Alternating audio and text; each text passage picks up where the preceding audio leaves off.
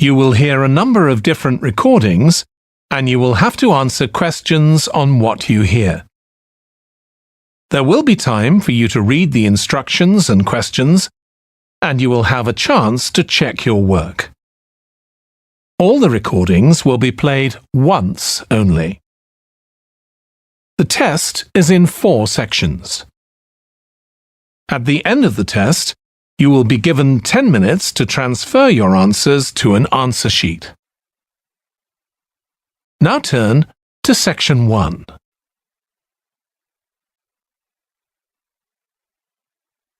Section 1. You will hear a man phoning a woman who lives in an English city called Bamford to get some advice about moving to that city. First, you have some time to look at questions 1 to 5.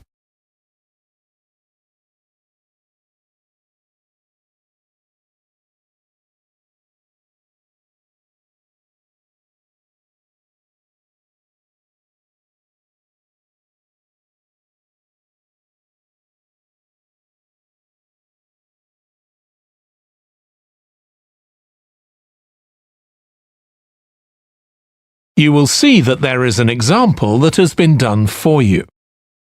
On this occasion only, the conversation relating to this will be played first. Hello, Linda speaking. Oh, hi, Linda. This is Matt Brooks. Alex White gave me your number.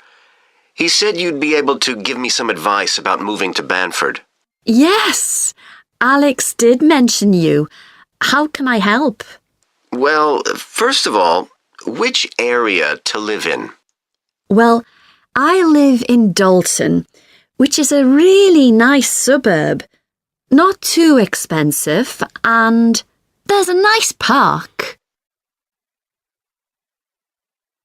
Linda recommends a suburb called Dalton, so Dalton has been written in the space. Now we shall begin. You should answer the questions as you listen because you will not hear the recording a second time. Listen carefully and answer questions 1 to 5. Hello, Linda speaking. Oh, hi, Linda. This is Matt Brooks. Alex White gave me your number. He said you'd be able to give me some advice about moving to Bamford. Yes, Alex did mention you. How can I help? Well, first of all, which area to live in? Well, I live in Dalton, which is a really nice suburb. Not too expensive, and there's a nice park. Sounds good. Do you know how much it would be to rent a 2-bedroom flat there? Yeah, you should be able to get something reasonable for £850 per month. That's what people typically pay. You certainly wouldn't want to pay more than £900. That doesn't include bills or anything. No, that sounds all right. I'll definitely have a look there. Are the transport links easy from where you live? Well, I'm very lucky. I work in the city centre, so I don't have to use public transport. I go by bike. Oh, I wish I could do that. Is it safe to cycle around the city? Yes, it's fine. And it keeps me fit. Anyway, driving to work in the city centre would be a nightmare because there's hardly any parking. And the traffic during the rush hour can be bad.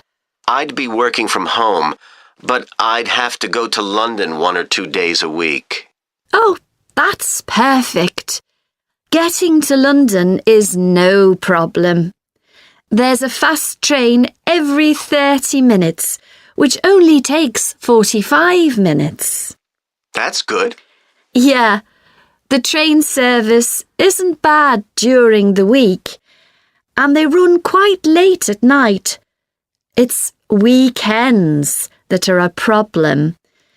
They're always doing engineering work, and you have to take a bus to Haddam and pick up the train there, which is really slow. But other than that, Banford's a great place to live. I've never been happier. Before you hear the rest of the conversation, you have some time to look at questions 6 to 10.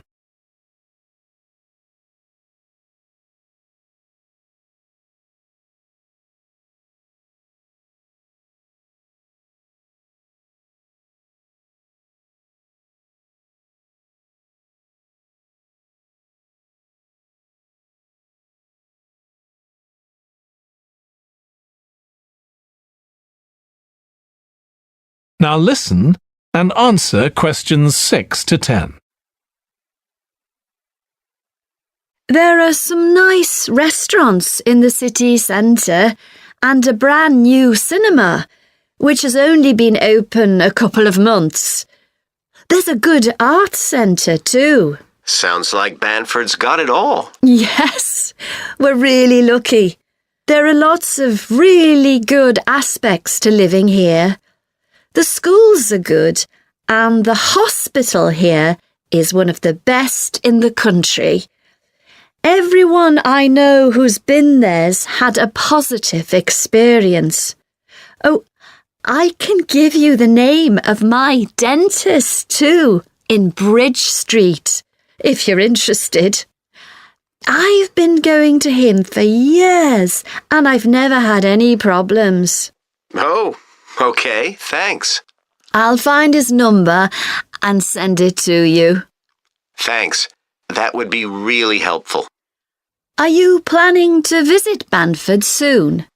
Yes, my wife and I are both coming next week. We want to make some appointments with estate agents. I could meet you if you like and show you around. Are you sure? We'd really appreciate that. Either a Tuesday or Thursday is good for me, after 5:30. Thursday's preferable. Tuesday, I need to get home before 6 p.m. OK. Great. Let me know which train you're catching, and I'll meet you in the cafe outside. You can't miss it. It's opposite the station and next to the museum. Brilliant. I'll text you next week then. Thanks so much for all the advice. No problem. I'll see you next week. That is the end of section 1. You now have half a minute to check your answers.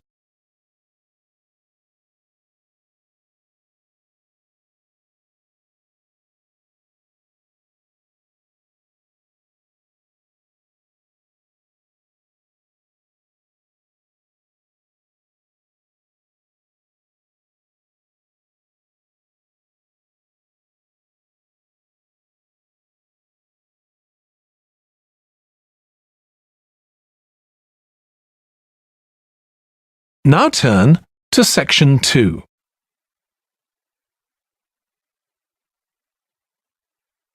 Section 2. You will hear a fitness instructor talking on the radio about different ways of keeping fit. First, you have some time to look at questions 11 to 16.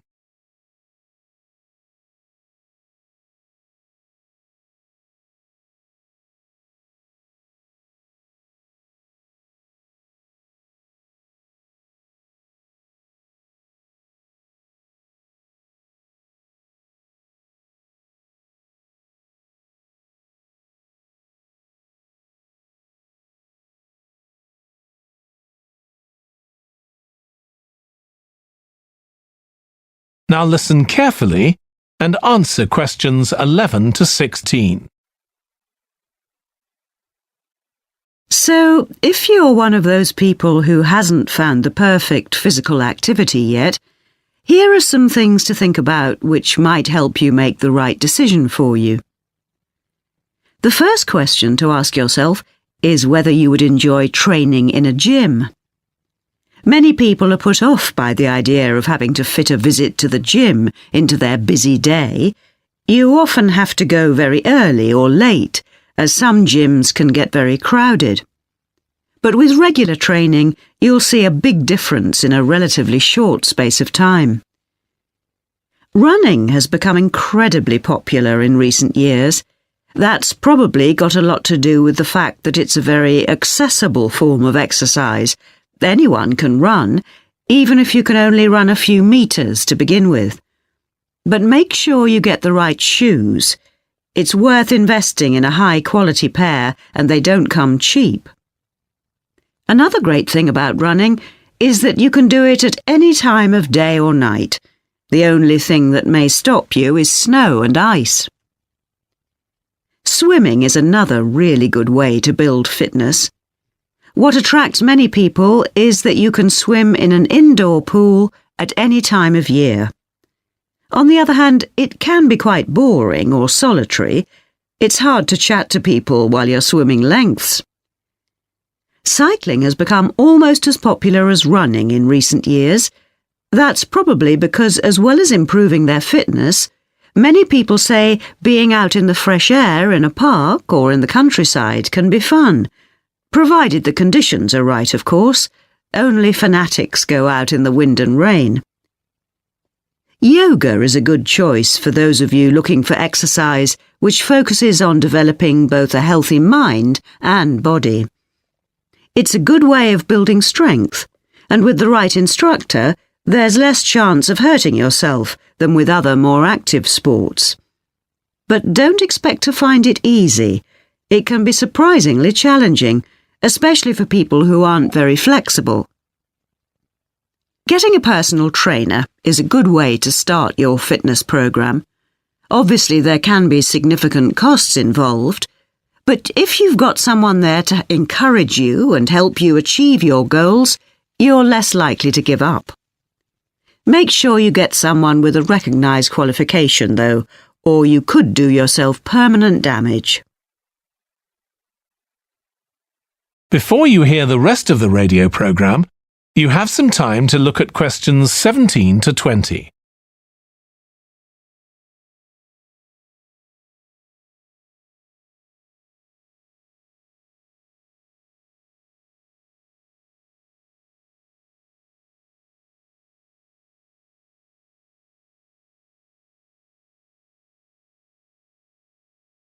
Now listen and answer questions 17 to 20. Whatever you do, don't join a gym unless you're sure you'll make good use of it. So many people waste lots of money by signing up for membership and then hardly ever go. What happens to their good intentions?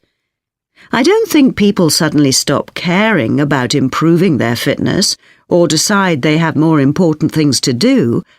I think people lose interest when they don't think they're making enough progress. That's when they give up hope and stop believing they'll ever achieve their goals. Also, what people sometimes don't realise when they start is that it takes a lot of determination and hard work to keep training week after week, and lots of people don't have that kind of commitment. One thing you can do to help yourself is to set manageable goals. Be realistic and don't push yourself too far. Some people advise writing goals down, but I think it's better to have a flexible approach. Give yourself a really nice treat every time you reach one of your goals. And don't get too upset if you experience setbacks. It's a journey. There are bound to be difficulties along the way. That is the end of section 2. You now have half a minute to check your answers.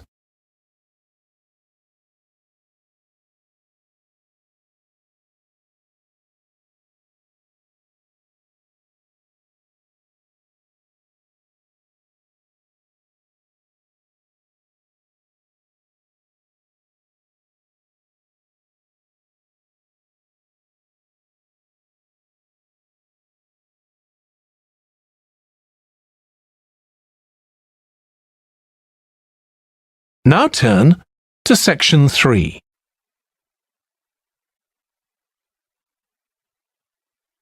Section 3. You will hear a textile design student called Jim discussing his project on using natural dyes for colouring fabrics with his tutor. First, you have some time to look at questions 21 to 24.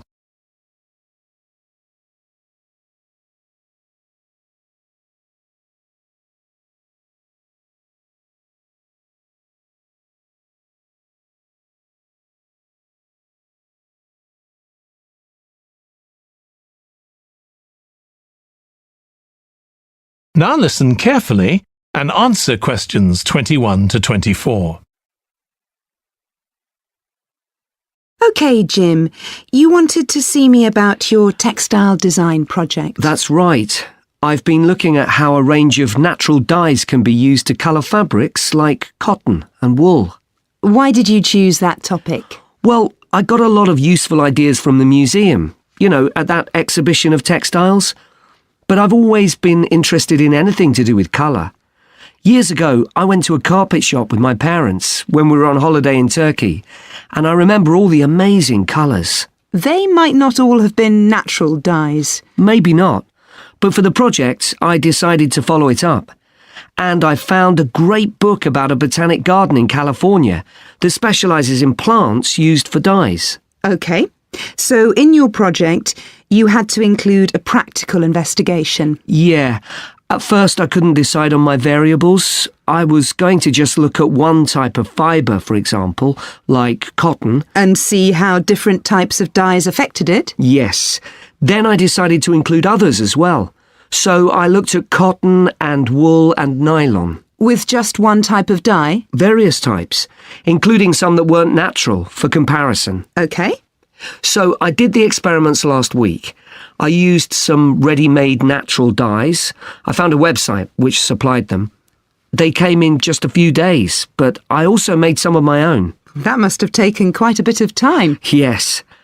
I thought it'd just be a matter of a teaspoon or so of dye, and actually that wasn't the case at all. Like, I was using one vegetable, a beetroot, for a red dye, and I had to chop up a whole pile of it. So it all took longer than I'd expected. One possibility is to use food colourings. I did use one. That was a yellow dye, an artificial one. Tartrazine? Yeah, I used it on cotton first. It came out a great colour. But when I rinsed the material, the colour just washed away. I'd been going to try it out on nylon, but I abandoned that idea. Were you worried about health issues? I thought if it's a legal food colouring, it must be safe. Well, it can occasionally cause allergic reactions, I believe. Before you hear the rest of the discussion, you have some time to look at questions 25 to 30.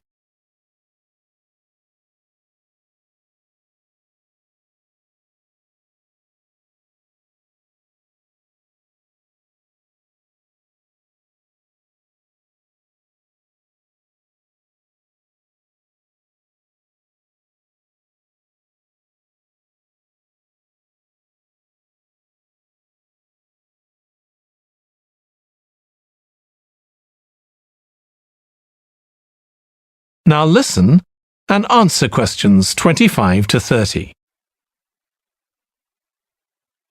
So what natural dyes did you look at?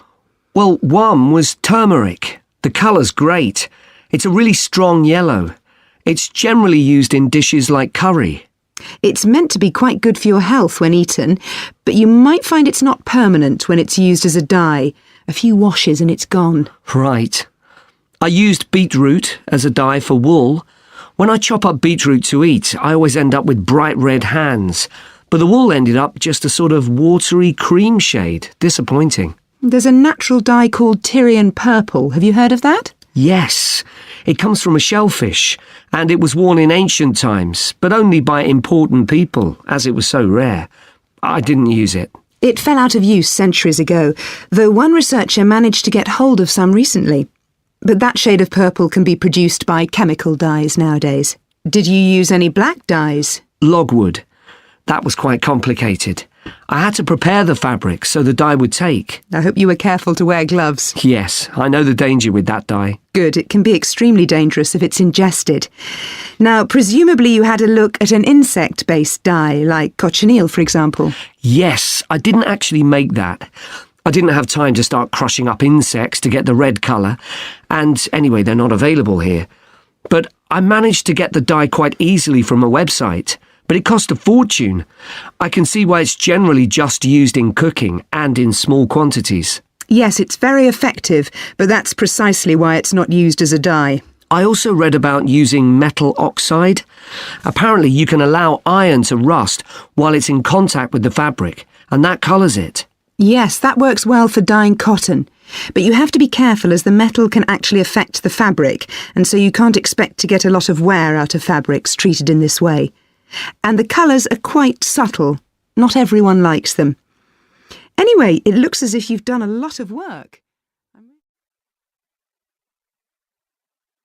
That is the end of section 3. You now have half a minute to check your answers.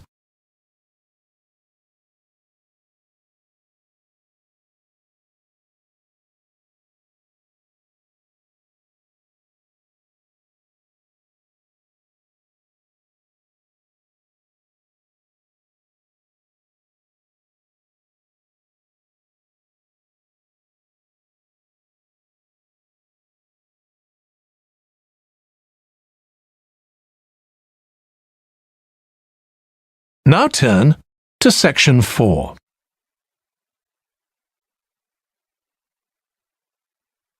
Section 4. You will hear part of a biology lecture about an animal called the sleepy lizard that is common in parts of Australia. First, you have some time to look at questions 31 to 40.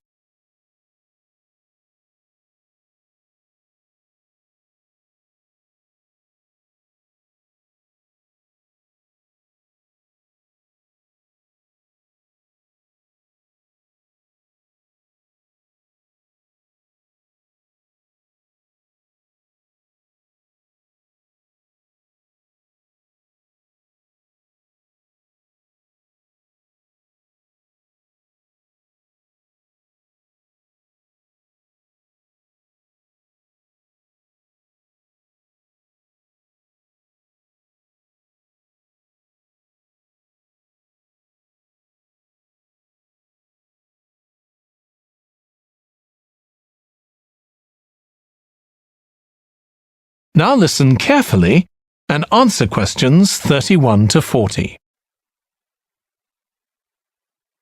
Last week we started looking at reptiles, including crocodiles and snakes.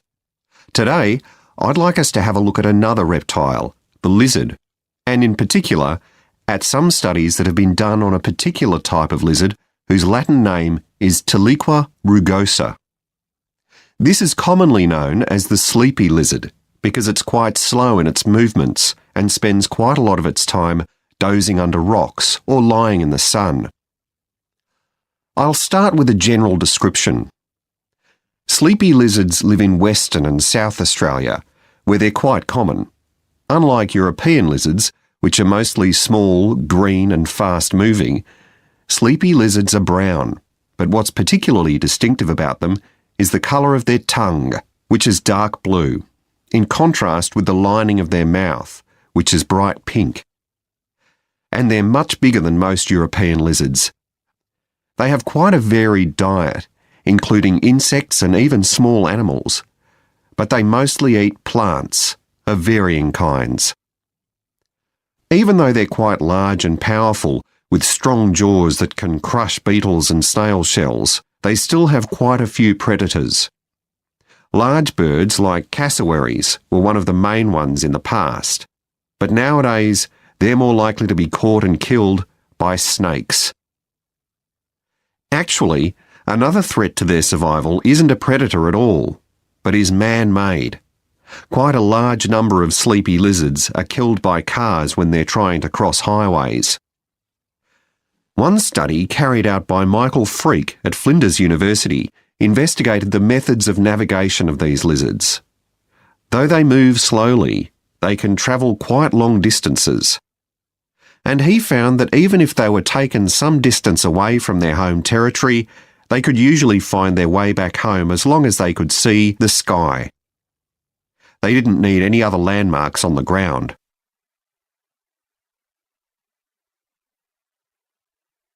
Observations of these lizards in the wild have also revealed that their mating habits are quite unusual. Unlike most animals, it seems that they're relatively monogamous, returning to the same partner year after year. And the male and female also stay together for a long time, both before and after the birth of their young. It's quite interesting to think about the possible reasons for this. It could be that it's to do with protecting their young. You'd expect them to have a much better chance of survival if they have both parents around. But in fact, observers have noted that once the babies have hatched out of their eggs, they have hardly any contact with their parents. So there's not really any evidence to support that idea. Another suggestion's based on the observation that male lizards in monogamous relationships tend to be bigger and stronger than other males. So maybe the male lizards stay around so they can give the female lizards protection from other males. But again, we're not really sure. Finally, I'd like to mention another study that involved collecting data by tracking the lizards. I was actually involved in this myself. So we caught some lizards in the wild and we developed a tiny GPS system that would allow us to track them, and we fixed this onto their tails.